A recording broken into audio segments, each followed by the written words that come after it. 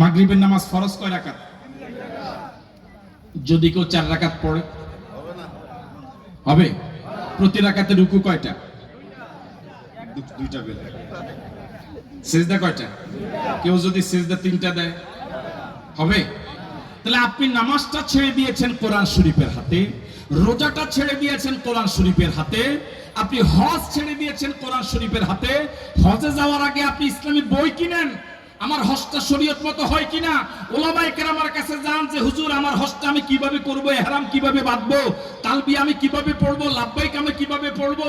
আপনি হজটা ছেড়ে দিয়েছেন ইসলামের হাতে, নামাজটা ছেড়ে দিয়েছেন ইসলামের হাতে, রোজাটা ছেড়ে দিয়েছেন ইসলামের হাতে, আর সমাজটা ছেড়ে দিয়েছেন যারা কোরআন মজিদ পড়তে জানে না তাদের হাতে। ঠিক নাকি?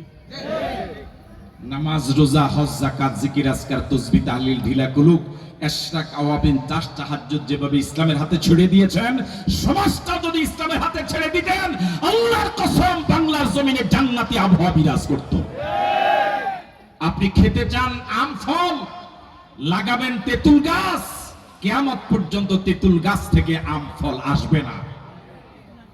বর্তমান পৃথিবীর 810 কোটি মানুষ সবাই মিলে যদি শান্তি শান্তি বলে রক্ত বমি করে, আল্লাহর কসম এক ফোঁটা শান্তি আসবে না। শান্তি যদি পৃথিবীতে আনতে হয়, গোটা পৃথিবীর মানুষকে কোরআনের কাছে ফিরে আসতে হবে। শান্তির জায়গায় এই জায়গায় আমরা কি চাই আমাদের প্রিয় বাংলাদেশ আল্লাহর কোরআন দিয়ে চলুক? এটাকে চাই? কারা কারা চাই তো হাত তুলে দেখায়।